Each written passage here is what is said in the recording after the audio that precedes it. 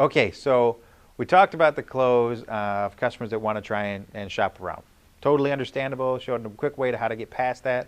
We even talked a little bit about if someone wants to talk to their significant other, how to really show empathy and drive out what the real objection may or may not be and set yourself up for down the road.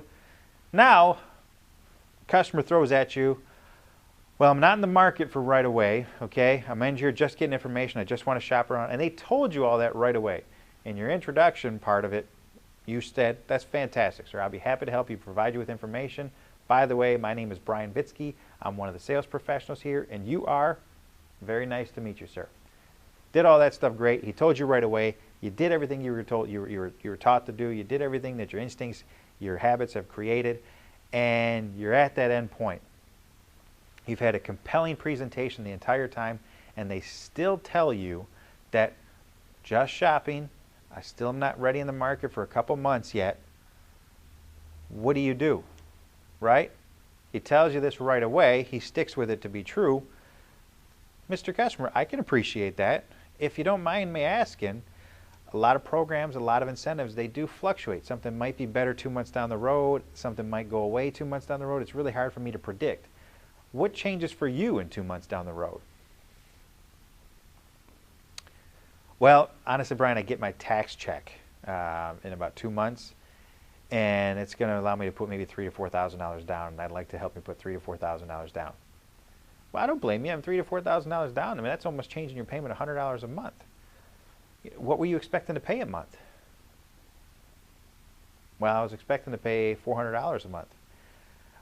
If there was a way, and again, it's not something I'm certain of, but it's my position here to get as creative as I can to find a way to get you close to that payment, giving you the ability to use that $4,000 down the road for something else, maybe a new TV, maybe, you know, whatever, maybe a quick little vacation. Would you be open to that? Who's not going to tell you no? But you got to use a couple word tracks there. Would you be open to it is always one. What if I could find a way to get you close is another way to saying it. But you always follow up with anything with would you be open to it? Because very few people don't want to tell you that they're not open to something. And when they say yes, well, now you're in a position to go back and forth. Now they've told you, because now that you've got that yes out of him, that he will do something sooner than he thought. Okay, he did tell you with what your price point, you know, his payment objections are. I mean, what his objective is. He told you where he wanted to be.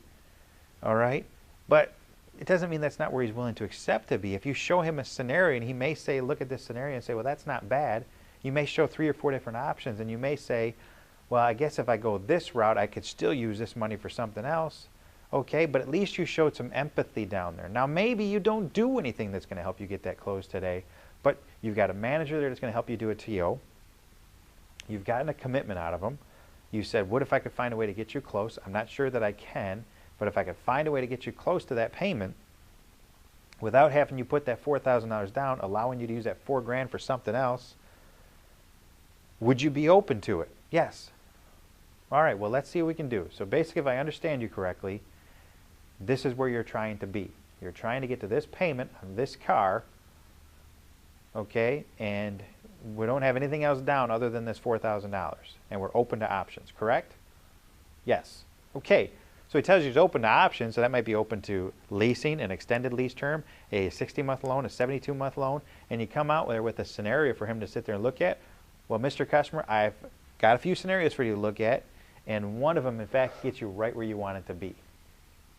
Which one do you like the best? Okay, so he'll look at it, and he may sit there and say, well, I like this one the best.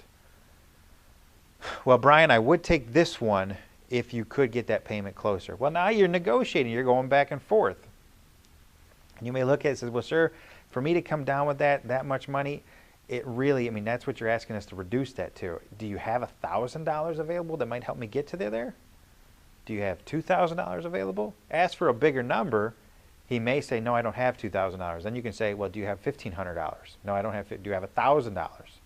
I'm willing to work with you, and I got to go back to forth, but the margin you're asking me to reduce just isn't realistic. I need a little help from you to help me get there. So go back and forth and use your managers to help you TO, but it's all about setting the tone for getting him to commit to saying something, and breaking down the real objection. Okay? If you have any experiences, any opinions, any suggestions, any questions, please comment below, and I'll get back to you. Thank you.